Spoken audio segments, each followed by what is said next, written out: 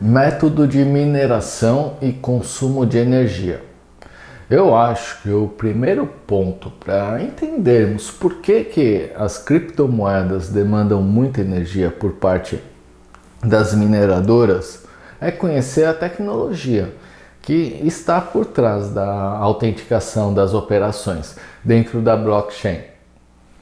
Como estamos falando da Ethereum, a rede na qual vamos trabalhar, eu vou exemplificar o seu processo, que é igual ou muito parecido com qualquer outra blockchain que utilize a mesma tecnologia.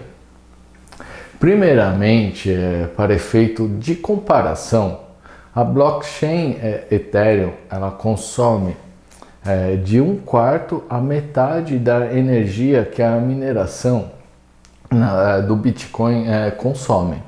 Comparando a um país, o Bitcoin consumiu de energia em sua mineração em 2018, o mesmo que a Islândia. No ano de 2020-21, consumiu o mesmo que a Argentina.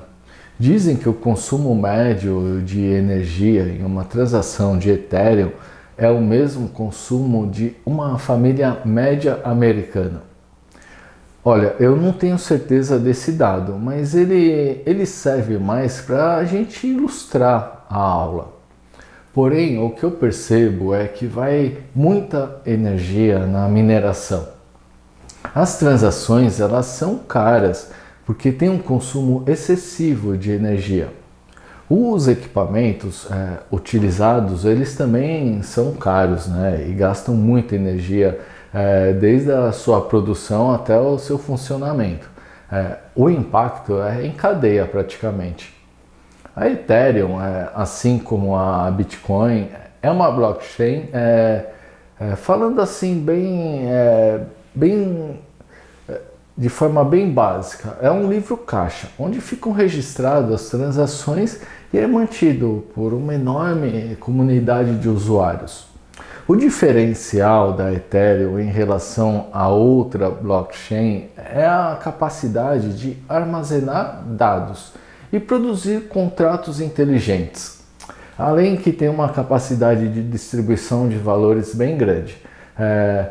São gerenciadas tarefas por meio de contratos inteligentes. Um contrato inteligente é um programa escrito por usuários ou desenvolvedores na linguagem Solidity, que é a linguagem de programação da Ethereum.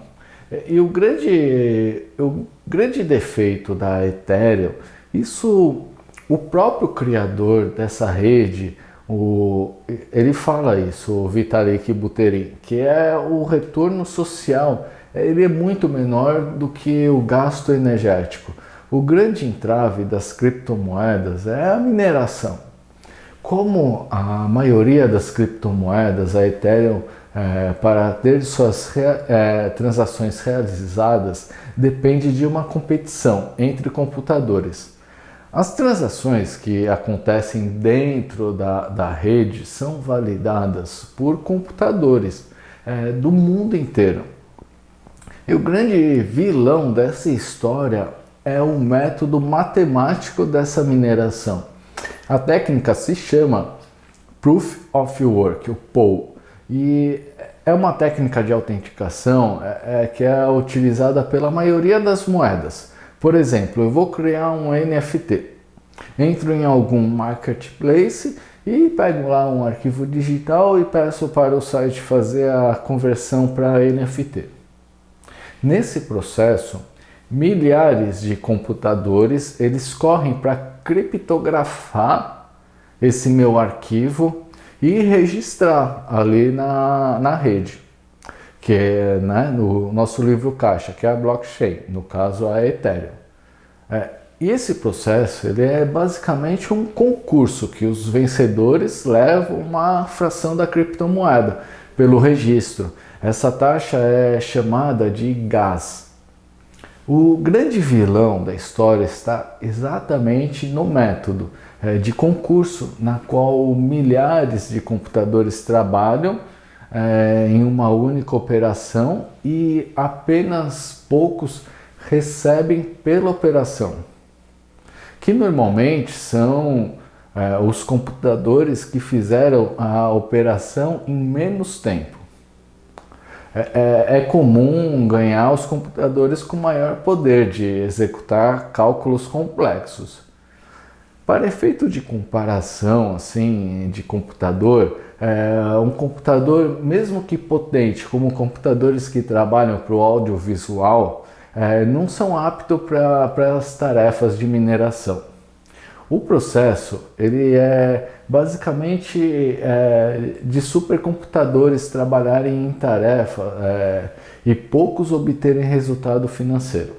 Na maior parte da operação, o gasto energético é inútil, olhando pelo viés econômico, né? Vou abrir um parêntese aqui.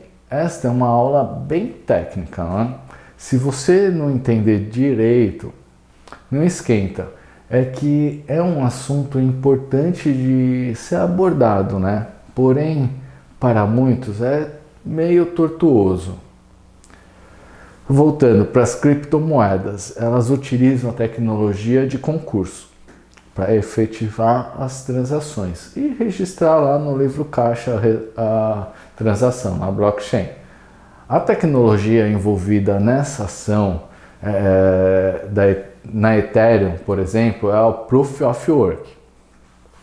Com o crescimento da rede Ethereum, muitos mineradores entraram no mercado e o valor ele disparou e se tornou até vantagem a mineração.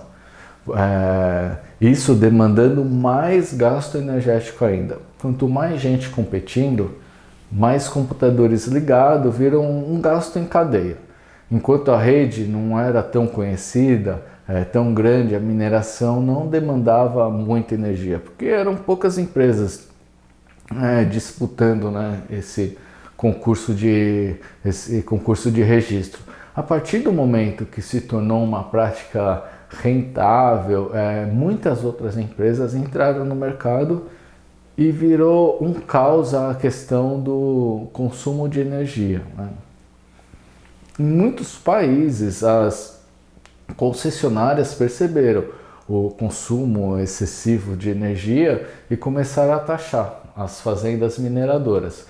O consumo de energia de uma fazenda Ethereum é tão grande que sobrecarrega a rede, né?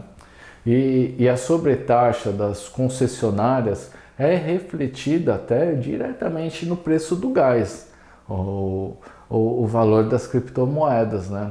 Vai ter um valor em cadeia aí. Está tudo interligado. E até me pergunto se a mineração é um processo que tem mais gente fazendo legalmente ou tem mais gente fazendo ilegalmente. É uma dúvida que eu tenho. Eu pensei nisso depois que eu li uma reportagem que dizia que a China estava fechando as fazendas de criptomoeda no país. E se a China, que gosta de ser competitiva em todas as áreas da tecnologia, está fechando as fazendas, é porque não vale a pena, né? Provavelmente. Eu fico ressabiado com essa questão.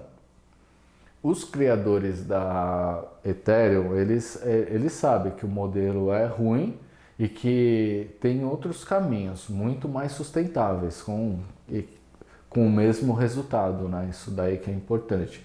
Eles já trabalham em um projeto dessa natureza, a Ethereum 2.0. Nessa nova blockchain será utilizada a técnica de Proof of Stake, o POS, que é uma ótima alternativa em relação ao Proof of Work. Já temos muitas moedas funcionando nessa técnica, todas em início de carreira, mas a gente tem a Cardano, a Definity, a Cosmos, entre outras. A própria Cardano é uma blockchain que temos que olhar com bastante atenção. Meus projetos estão até direcionados mais para Cardano do que para Ethereum. É que a Ethereum ela é a mãe de todas, né? No quesito NFT, então a gente tem que estudar. A partir dela olhar para as outras, mas ela é a mãe de todas, tá?